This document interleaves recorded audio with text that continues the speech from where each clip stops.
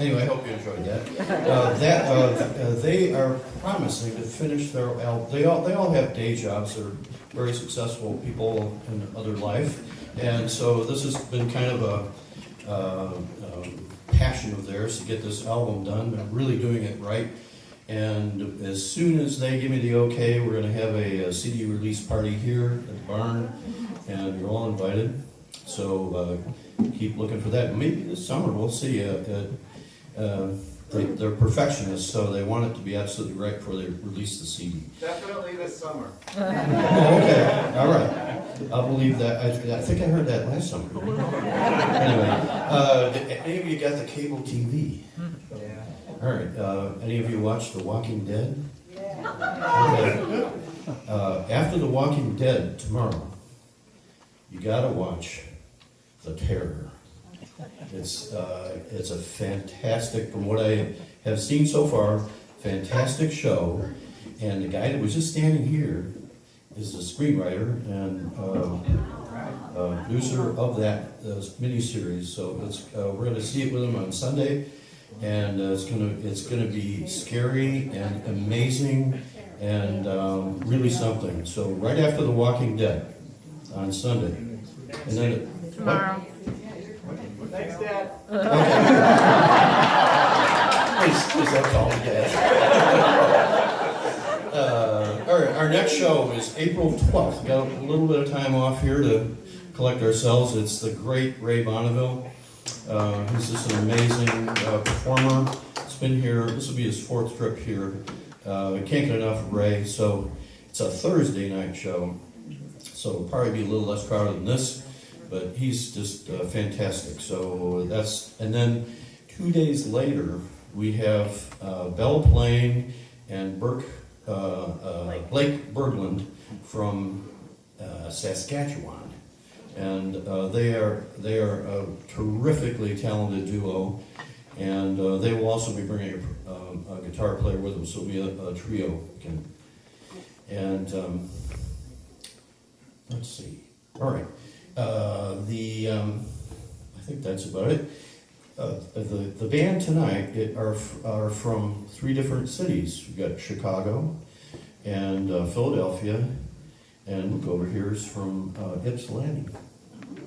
So all those are cities with skyscrapers, and reminds me of a story of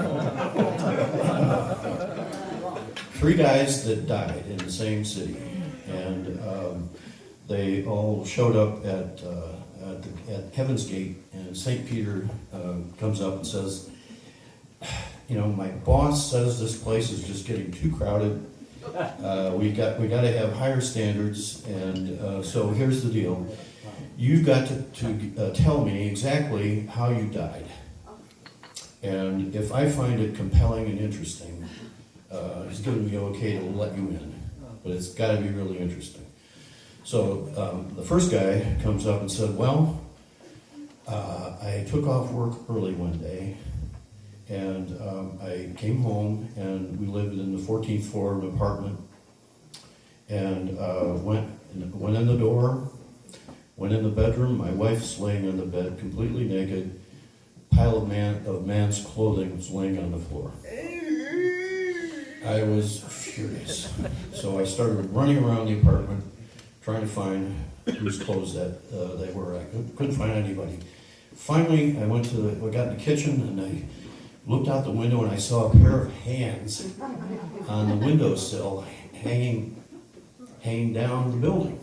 So I flung open the window and started stomping on the guy's hand. I was just absolutely furious. And he wouldn't let go, so I kicked him in the face, stomped on his face a little bit more, or on his hands a little bit more. Finally, he gave way, let go, went sailing down the building. Unfortunately, he bounced onto an awning and off into a pile of bushes, and he survived.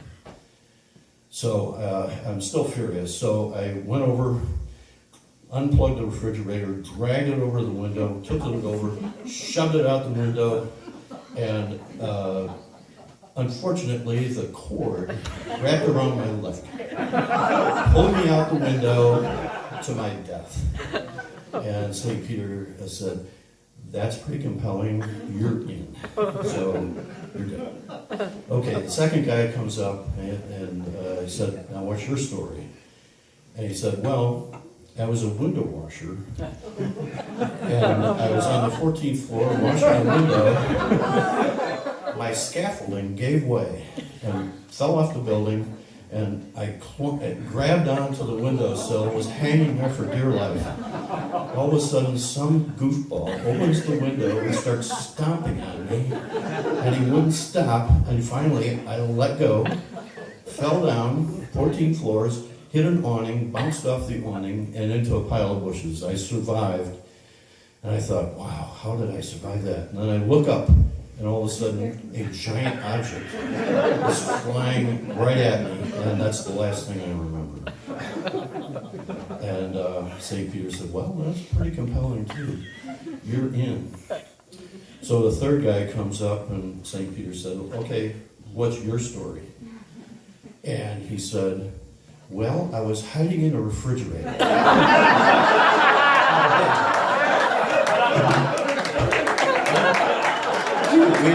We had this rehearsed. Anyway, now that you're sufficiently disgusted with me, you're certainly ready for some really compelling and interesting music. So I'd like to bring out Francis Luke.